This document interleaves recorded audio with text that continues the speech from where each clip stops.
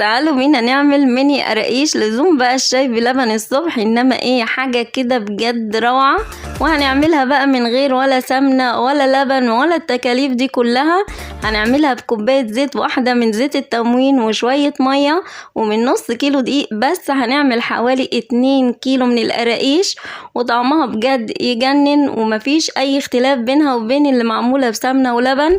طريقة جديدة وحلوة قوي وسهلة وسريعة، والمقادير كلها موجودة عندك في البيت.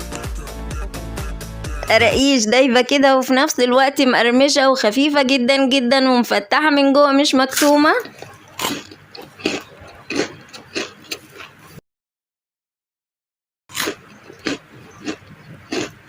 ويلا بينا بقى على طول نشوف عملنا الجمال ده كله ازاي. بس الاول لو اول مره تشوفي قناتي اهلا بيكي، اتمنى تنوريني وتشرفيني باشتراكك في القناه وتفعلي زر الجرس عشان يوصلك مني اشعار بكل وصفه جديده بنزلها.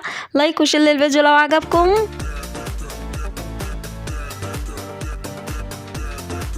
معانا نص كيلو من الدقيق المنخول، هنحط عليه معلقتين كبار من السكر وباكو من الخميره، وكمان معلقه صغيره مليانه من ريحه الكحك. تقدري تستغني عنها بس هي بتدي ريحه حلوه قوي وطعم يتجنن للقراقيش. ورشه ملح صغيره قوي، وكمان معلقه كبيره ممسوحه من البيكنج باودر، ومعلقتين كبار من السمسم لو متاح عندك. مش موجوده خلاص مفيش مشكله. ونقلب بقى كل الجمال ده كله مع بعض كويس جدا قبل ما نحط عليهم السوائل. تمام كده. هنجيب بقى كوبايه من زيت التموين اللي موجود عندنا كلنا ونحطها على الدقيق، وابدا بقى ابس الدقيق واشربه كويس جدا بالزيت بالشكل ده.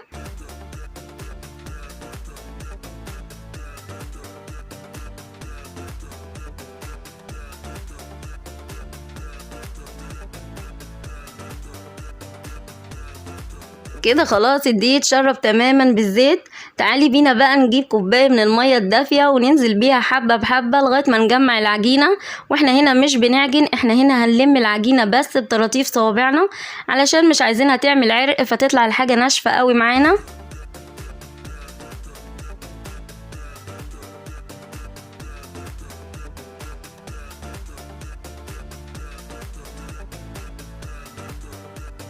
كده تمام. العجينة بتاعتنا اتلمت معانا وبقت حتة واحدة، والبولة بتاعتنا بقت نضيفة خالص. نعمل بقى دلوقتي اختبار للعجينة. هناخد قطعة صغيرة منها ونكورها وبعدين نبططها بالشكل ده. شايفين العجينة طالعة حلوة قوي والسطح بتاعها ناعم، يبقى كده خلاص.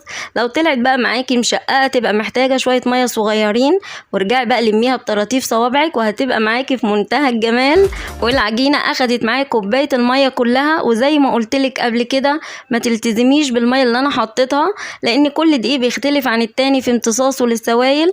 فحطي بقى الميه بتاعتك شويه بشويه. هغطيها بقى واسيبها ترتاح 10 دقايق. انا مش عايزاها تخمر، انا عايزاها بس ترتاح من ايدينا 10 دقايق بس مش اكتر.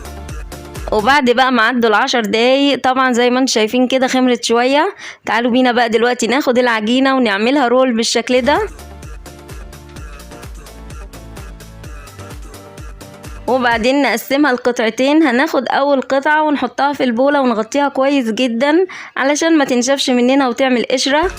وناخد بقى القطعة التانية، وفي الوقت ده هنكون محضرين ورقة زبدة قصينها على قد الصاج اللي احنا هنخبز فيه، ونحط بقى عليها العجينة ونفردها على قد ما نقدر على شكل مستطيل، ونفردها بقى بالطريقة دي من جوه لبره. هتلاقيها اتفردت معاكي بمنتهى السهولة لان العجينة بتاعتنا قد ايه طرية، وهتتفرد معاكي بدون اي مجهود.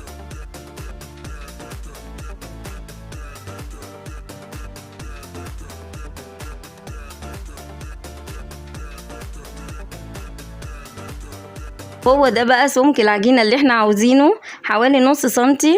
هنسوي بقى العجينة بتاعتنا.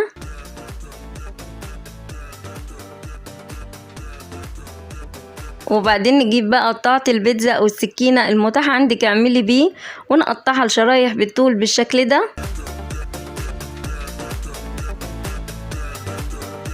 وبعدين نقطعها بالعرض برضو بالشكل ده. سهلة خالص اهي. وناخدها بقى زي ما هي كده ونحطها في الصاج بتاعنا وهتبقى معانا بالشكل ده.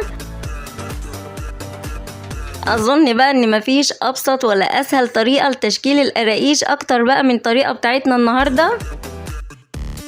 وهسيبكم بقى تشوفوها مرة تانية احسن من اي شرح، بس هسرع الفيديو شوية علشان ما يطولش عليكم.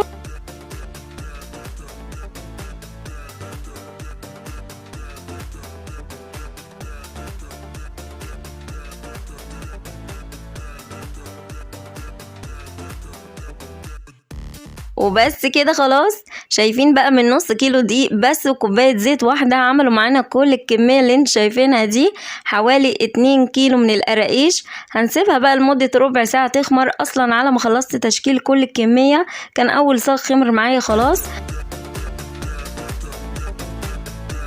هندخله بقى فرن سخن على درجة حرارة 180 في الرف اللي في الوسط لحد ما ياخد لون دهبي خفيف من تحت، وبعد كده نقيد عليه الشواية علشان ياخد لون دهبي كمان من فوق. واهم حاجة بقى في الوقت ده المتابعة طبعا المستمرة وتحريك الصاج علشان كله ياخد لون موحد. والصاج هيقعد معانا في الفرن من 12 ل 13 دقيقة، وخلي بالك علشان ممكن في ثانية ياخد لون زيادة، فخلي بالك بقى من نقطة زي دي. هتطلع معانا بالجمال ده. شايفين ما شاء الله الكمية اللي طلعت معانا من صاج واحد. قراقيش دايبة كده وفي نفس الوقت مقرمشة وخفيفة جدا جدا ومفتحة كده من جوه مش مكتومة، والتسوية بتاعتها مظبوطة جدا. حاجة كده بجد تحفة ما فيهاش ولا غلطة.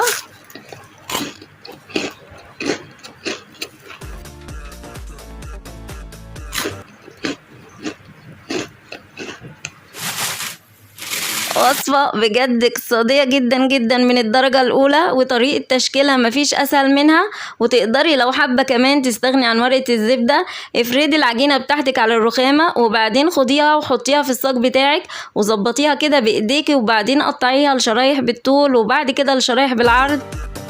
وبس كده خلاص. يلا بقى مستنيين ايه؟ قوموا جربوها، مش هتاخد معاكم 10 دقايق تاكلوها بقى الصبح مع كوباية شاي بلبن. حاجة كده بجد عظمة. وكنا عملنا قبل كده بدون عجن نهائي، من غير حتى ما نلمس العجين بايدينا، بدون فرد، بدون تخمير، بدون تعب وانتظار. هنعمل اسرع واخطر بيتزا بالعجينة السايلة. عجينة اقتصادية 100% من غير لبن ولا بيض ولا زبادي. هتجهز في دقايق وتستوي في دقايق، هشة وقطنية ولذيذة ومرنة وطرية وطعمها من أجمل ما يكون. فعلا لو جربتوها مش هتبطلوا تعملوها. ومن 4 كوبايات دي بس عملنا بيتزتين كبار محترمين بحشوة اقتصادية رهيبة، تنفع بقى للفطار وللغدا وللعشاء وكمان للمصايف والرحلات.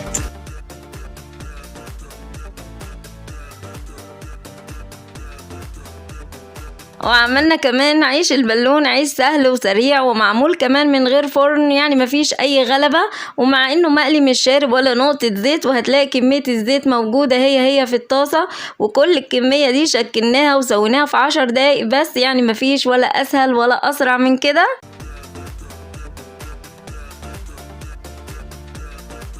وعملنا كمان خلية النحل بالشوكولاتة، وهي من أحلى وأجمل وأطعم المعجنات اللي أكلتها في حياتي. عجينة بجد عاملة زي القطن، طرية جدا وهشة جدا جدا، ومكوناتها بسيطة وشكلها وطعمها مفيش أجمل من كده. وكمان عملنا الكايزر والباتيه بتوع الأفران بعجينة اقتصادية جدا جدا جدا، من غير ولا سمنة ولا زبدة ولا لبن ولا بيض، وطعمهم وشكلهم من أجمل ما يكون.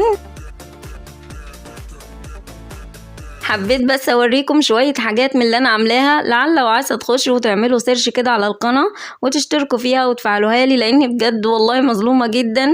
بقالي 3 سنين وداخلة على السنة الرابعة بشتغل، وللأسف مفيش فايدة، بس الحمد لله والشكر لله، اللي عايزه ربنا هو اللي هيكون.